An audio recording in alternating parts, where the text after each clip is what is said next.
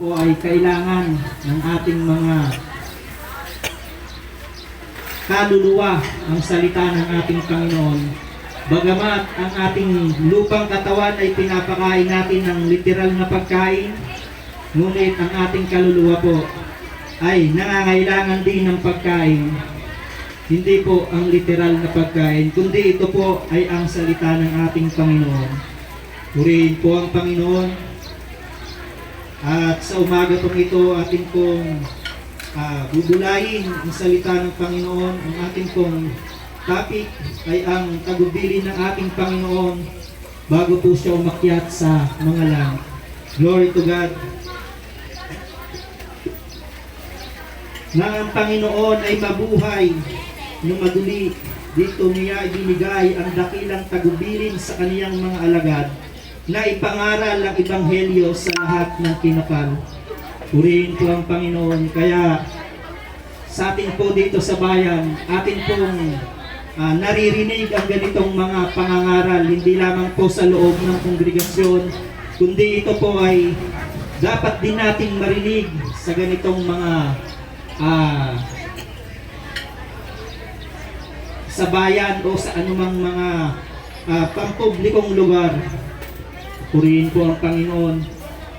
Basahin po natin sa aklat ng Marcos 16:15 hanggang sa 16.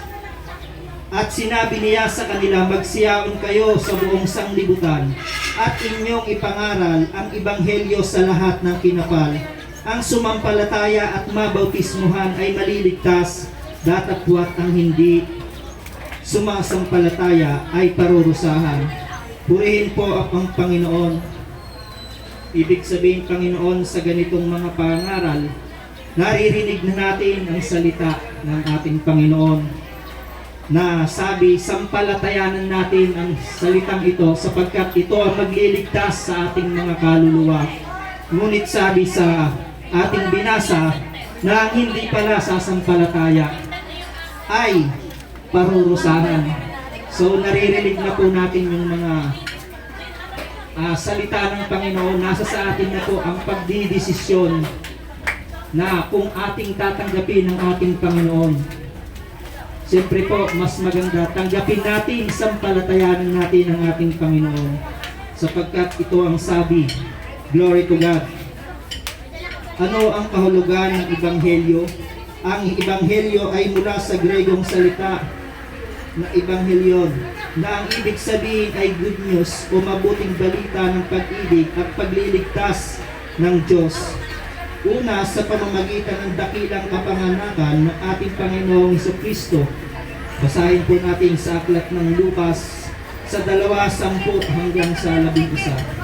At sinabi sa kanila ng anghel, huwag kayong magtakot sapagkat narito, dinadalhan ko kayo ng mabubuting balita ng malaking kagalakan na siyang sasabuong bayan, sapagkat ipinanganak sa inyo ngayon sa bayan ni David ang isang tagapagligtas na siya ang Kristo ang Panginoon. Glory to God.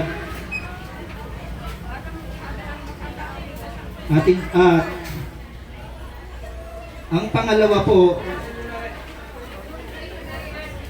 ay malinaw na ang layunin ng kapanganakan ng ating Panginoong Jesucristo nang siya'y magkatawang tao ay upang tubusin ang kasalanan ng mga tao sa pamamagitan ng kaniyang kamatayan at pagkabuhay na maguli, gaya ng sinasabi sa aklat ng Korinto sa kabanata 15 sa talatang 1 hanggang 4. Purihin ng Panginoon. Ngayon, ipinatatalastas ko sa inyo, mga kapatid, ang Ebanghelyo na sa inyo'y aking ipangaral, na inyo namang tinanggap, na siya naman ninyong pinananatilihan. Sa pamamagitan naman nito'y ligtas kayo kung matiyagan ninyong iingatan ang salitang ipinangaral ko sa inyo, maliban na kung kayo'y nagsisampalataya ng walang kabuluhan, sapagkat ibinigay ko sa inyo una sa lahat ang akin namang tinanggap, na si Kristo ay namatay dahil sa ating kasalanan ayon sa mga kasulatan. At ang panguli, at siya'y inilibing at siya'y muling binuhay ng ikatlong araw ayon sa kasulatan. Purihin po ang Panginoon. Kaya ang ating Panginoon, tayo ay bagamat tayo makasalanan, ngunit ang Panginoon, tayo ay niligtas o tayo ay inako ng Panginoon. Glory to God.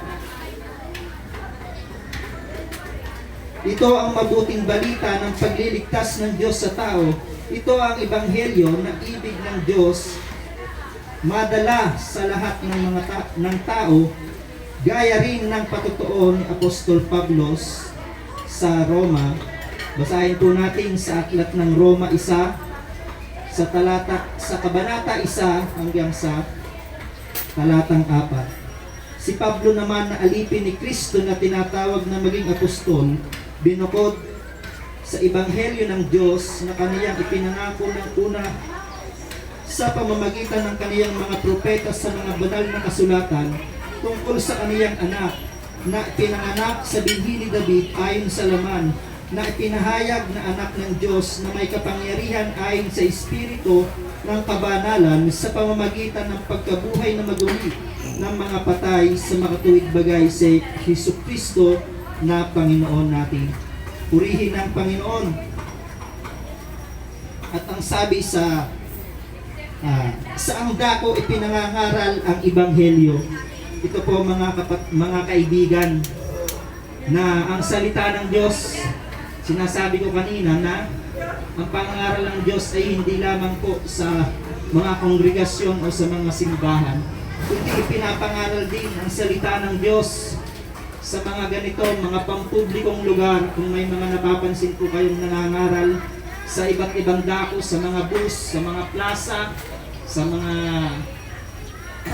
mga paliparan o pantalan, yan po ay aming mga kasama na patuloy na inihahayag ang salita ng ating Panginoon, sapagkat tunay nga na ang salita ng Diyos ay mabuti para sa atin, sapagkat marami ang hindi pa naglilingkod sa ating Panginoon, bagamat nakakapakinig ng salita ng Panginoon, ngunit yung number 1, ang pagsampalataya, hindi po nila nagagawa, nakikinig lang po.